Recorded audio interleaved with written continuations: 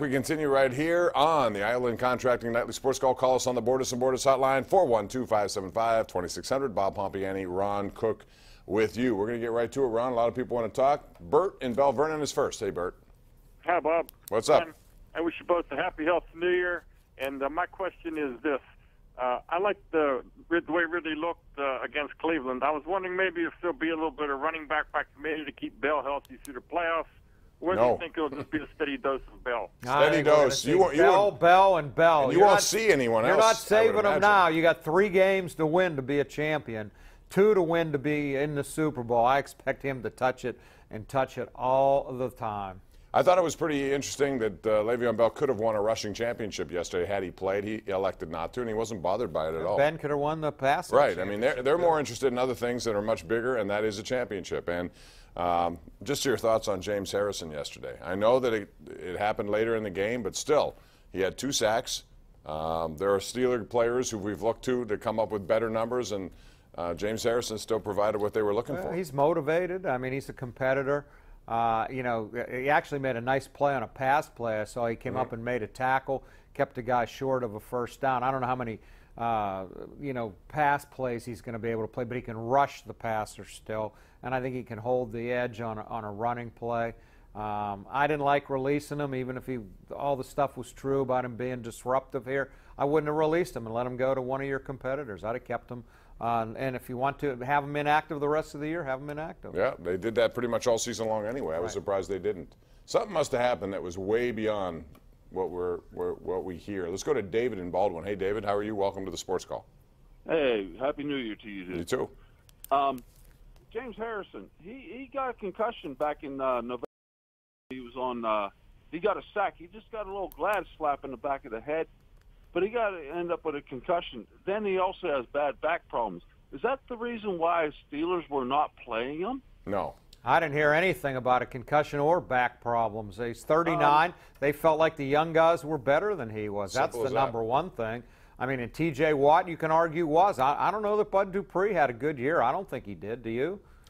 No. I don't think he played well at all. I think we expected more out of Bud Dupree. We got 6 sacks, if you're looking at it from that point of view. Should be more than that based on his Watt lived up to everything and more for me. Dupree did not. No, but I will say this. If you're looking at depth in the playoffs and if you have to put somebody in, who would you rather have, James Harrison, Arthur Moats, or Anthony Chickalo, or anyone else? You know, you can argue. Rushing the passer, I'd take Harrison. Yeah, so I mean, that's something that we'll see. It may become, and I'll ask you this even further. If it comes down to, we're looking far ahead, but if it's Pittsburgh, New England, like a lot of people have surmised, what about this matchup? Alejandro Villanueva against James Harrison. Well, it's not going to strictly be Harrison, but in passing situations. It will be in those situations. You know, Villanueva, and I think he's had you know, his Pro Bowl year. I don't know if he's a Pro Bowl player, but he made the Pro Bowl. But he's such a big guy, and Harrison kind of eats the big guys up because he has that leverage and can get underneath them and around them. We'll see.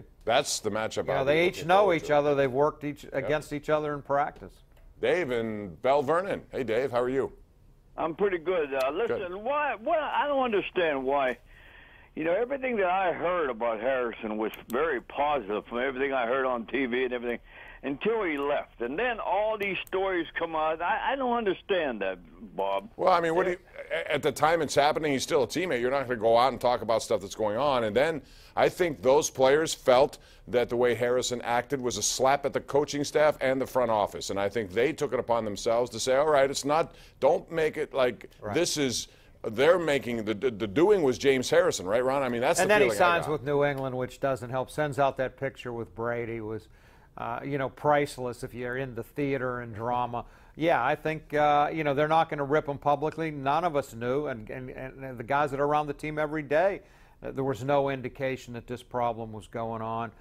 If it was so bad, then I think Tomlin should have released him a long time ago. Instead of waiting to 2 weeks left, I'd have just kept him for 2 more weeks. Line 2 we go. In Tarentum, it's Nancy. Hello, Nancy.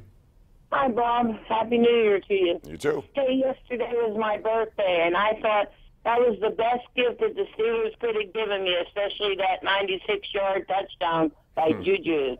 How about that? That kid's pretty man. What I love about him most, and that's your Christmas and birthday gift. Thank you, Nancy. Yeah, thank you. Is that he's having fun doing it. He's he is. This is a throwback kind of guy. I love watching him because and I hope he never changes, Ron. You know, I mean, it's one of those things as you get along in the league and you might make more money. Some people have changed. I hope he doesn't. He's just a great kid and having fun, and his teammates absolutely love him. For a 20-year-old, he didn't turn 21 until November 22nd. For him to fit in the way he has is just amazing to me. And he's become, you know, this is another thing. We got a call last night, and I wouldn't be surprised by this. Do you remember when Antonio Brown got his big deal? It was after Mike Wallace turned him down. Well, that was the first Antonio Brown deal. Right, so I'm talking about. Done another no, one. I'm talking about the first one. He was still a young player, unproven largely. But they saw something in him that they said, okay, fine, Mike Wallace, you don't want money. We're going to give it to this guy. And people say, you don't have to yet. I could see them reaching out to Juju Smith-Schuster in 2 years and saying, you know what, we're not going to let you go to your 5th year before we pick up your option. Not yet. They have a little No, time but I'm to saying do it. he's a to me, he's done everything right on the field and off the field. Right. Get suspended for the Burfict thing, but that only made him more lovable to the fans, right? Jersey sales went up big after that hit. We're going to take a break here. We'll come back with more of your phone calls. It's 412-575-2600. That's the number to call. The Ireland Contracting Nightly Sports Call right here on Pittsburgh CW.